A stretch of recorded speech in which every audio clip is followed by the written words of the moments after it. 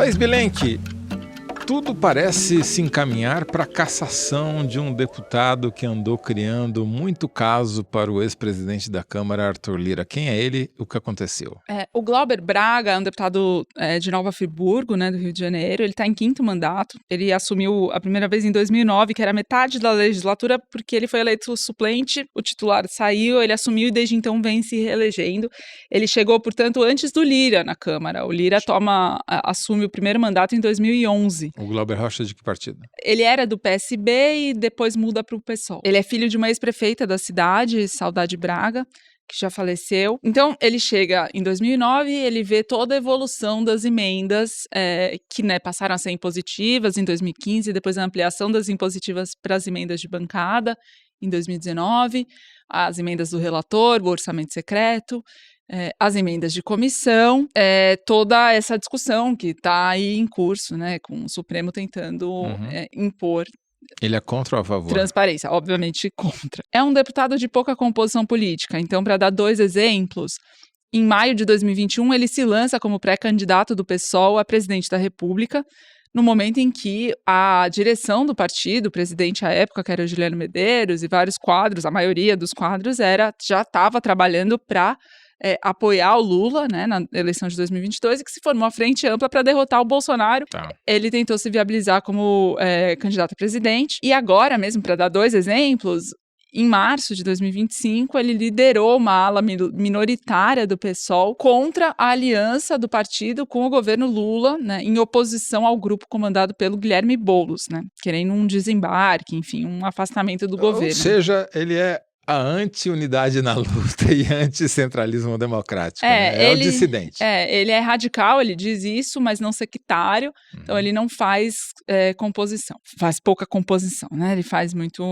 embate. Isso dito, eu estava na Câmara dos Deputados faz 1 ano, abril de 2024, cobrindo outras coisas, de repente começa um empurra-empurra no saguão antes do corredor das comissões, que é longe do plenário, né, no anexo, e aí começa um enorme do empurra-empurra, aglomeração de pessoas e tal. Eu não me interessei por aquilo, tipo, não achei nada, não era extraordinário, mas enfim, sou jornalista, tô lá, tô vendo, filmei a cena, vi que era o Glauber Braga, tava muita gente em volta, enfim, eles saíram da Câmara, para uma das saídas da Câmara, eu vi que era isso, até mandei para a redação e tal. Depois a gente entendeu o que era. Ele tinha se desentendido com um militante do MBL, o Movimento Brasil Livre. Glauber Braga foi acusado pelo militante de ter chutado ele, empurrado ele. Enfim, era aquela cena que, infelizmente, é normal de ver na Câmara, entendeu? No Senado já teve até tiro. No Senado já teve até tiro, exato. Infelizmente, não tinha saído muito do que, enfim, a gente acompanha. Vou me centrar aqui nos posicionamentos dele em tribuna, né, no plenário, no microfone da Câmara. 1 mês antes, ele já tinha relatado, o mandato dele faz toda segunda-feira, ao meio-dia, uma roda de conversa no Largo da Carioca, no Rio de Janeiro, e diz ele, pela 4ª vez, abro aspas, um desses fascistas do MBL foi lá pela 4ª vez tentar tumultuar, foi posto para fora, não vai nos intimidar, etc e tal. Então ele já vinha tendo esse embate que se seguiu depois, inclusive, com o Kim Kataguiri, que é o deputado federal, colega dele, mas do MBL, né, que vem desse grupo, a quem ele acusou, por exemplo, em novembro daquele ano, do ano passado, de ter feito vista grossa para uma assessora que discutia conexões nazistas num grupo de WhatsApp. Antes mesmo ele já tinha reclamado de postagens do MBL aplaudindo conteúdo nazista. Então é um assunto que é um embate que ele já comprava. Ele e o MBL não devem ser convidados para o mesmo espaço físico. Não, eles têm exatamente essas diferenças. Em junho de 2024, por exemplo, ele tem uma discussão em plenário com um outro deputado, que é o José Medeiros. O José Medeiros manda no microfone do plenário da Câmara ao Glauber calar a boca. Diz o Glauber que, fora do microfone, ele chamou ele de merda também. Porque assim, né, o nível muitas vezes vai para esse lado. O José Medeiros é um deputado que tinha sido senador, assumiu por um tempo um mandato de senador, depois se elegeu deputado federal de novo e foi tomar posse em 2019. Quando eu estava chegando para cobrir a posse dos deputados na eleição da mesa de 2019, me deparei sem querer com ele, tentando entrar, só que ele estava sem o bottom de deputado federal, acompanhado da esposa, não sei, todos sempre vão muito arrumados, né, nessa cerimônia e tal. E aí a segurança falou, infelizmente, sem o bottom eu não tenho autorização para liberar. E ele deu um soco no segurança, depois ficaram tentando apartar, ele agrediu o segurança. Esse é o José Medeiros. É praticamente uma jurada de MMA no Congresso, né? Não, o que eu estou querendo dizer, e a Folha de São Paulo fez essa reportagem falando dos casos de violência praticados na Câmara que não resultaram em cassação. Teve um deputado nos anos 90... Não, esse episódio não foi nem denunciado, não virou conselho de ética, reprimenda, porque você tem várias sanções para um deputado, né? Você pode dar uma advertência, suspensão das atividades e cassação é o mais grave de todos. José Medeiros não teve notificação, não houve nada. Teve o caso do deputado nos anos 90 que deu um soco na cara de uma deputada dentro do plenário e não foi cassado. Então, eu estou só fazendo essas observações para a gente contextualizar esse processo que está em curso, aparentemente encaminhado. Porque o que aconteceu com o Glauber Rocha depois desse chute ou empurrão no cara do MBL? Em 2024, eu vou encurtar uma longa história.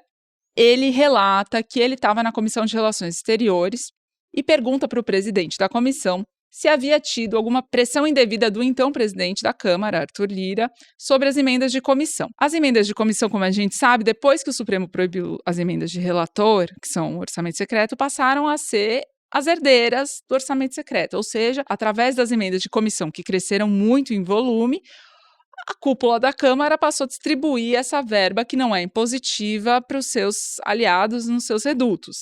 Então, ele pergunta se na Comissão de Relações Exteriores havia tido uma pressão indevida. E o presidente da comissão responde que não. Aí o deputado José Rocha, que estava lá, pede a palavra de dentro da comissão e diz: eu gostaria, deputado Glauber, que o senhor fizesse essa pergunta na comissão em que eu sou o presidente, que é a Comissão de Integração Nacional. Resumindo essa história, mais de R$1 bilhão em emendas de comissão da Comissão de Integração Nacional foram distribuídas para destinos que nem os deputados membros da comissão conheciam. O José Rocha acabou sendo convocado a depor na Polícia Federal porque o Flávio Dino abriu uma investigação sobre essa denúncia. O José Rocha disse que o Lira desobedecia a determinação do Supremo de transparência e rastreabilidade das emendas de comissão. Em dezembro, o Flávio Dino, ao instaurar essa investigação sobre essas emendas de comissão em resposta a uma ação do PSOL, congela aqueles mais de 4 bilhões em emendas de comissão no finalzinho do ano de 2024, justamente por causa dessa questão que se originou nessa fala do Glauber Braga na Comissão de Relações Exteriores. Então, as emendas foram congeladas e liberadas recentemente, a gente falou disso aqui no programa. Se eu entendi bem, então, Thaís Bilenque, o Glauber Braga, que não é um cara muito popular entre seus pares e que sempre está... Nem entre o governo ele compõe, sim, né? Então... ele está do lado da dissidência do que da maioria. Ele comprou uma briga de cachorro grande contra praticamente todos os outros parlamentares ao ficar questionando a destinação das emendas parlamentares, que são hoje a principal capital político-eleitoral. E implicando nominalmente o Arthur Lira. Então, em fevereiro desse ano, agora ele foi convocado, foi chamado pela Polícia Federal ele próprio para depor nessa investigação. E ele fala que quem tem que ser ouvido e inquirido é o próprio Arthur Lira. Ou seja, ele comprou briga com quase todos os colegas, especialmente com o Arthur Lira, que era o grande piloto das emendas. Então, Toledo, em abril agora foi votado o relatório da cassação dele, né? Por causa do empurrãozinho lá, por causa o chute, daquele empurrão, exatamente. O processo vinha sendo tramitando e tal, e aí foi votado. O relator do caso, né, quem deu o voto pela cassação, é um deputado chamado Paulo Magalhães, do União Brasil da Bahia, que foi acusado em 2001 de agredir um jornalista na Câmara, pela publicação de um livro que fazia acusações ao tio dele, que é o Antônio Carlos Magalhães. Então, esse foi o deputado que fez o relatório. E aí ele recebeu 14 votos a favor e foi aprovado. Entre quem votou a favor da cassação está o Alexandre Ramagem, que está sendo réu investigado no Supremo, por tentativa de golpe, e o Marcos Polon, por exemplo, que é o principal articulador do ProArmas, que é um grupo que atua para facilitar o acesso e porte de arma de fogo no Brasil. Todos esses casos que você citou são da Comissão de Ética. São do Conselho de Ética da Câmara. Então, esse é o processo e agora tem uma expectativa. Ele começou, depois que esse relatório do Paulo Magalhães foi aprovado, ele entrou em greve de fome, está dormindo na Câmara dos Deputados. Bom, na tarde dessa quinta-feira, o Hugo Mota, presidente da Câmara, anunciou um acordo para pôr fim à greve de fome do Glauber Braga. Um acordo costurado com a Sâmia Bonfim, deputada do PSOL casada com o Glauber Braga, e o Lindbergh Farias, líder do Partido dos Trabalhadores.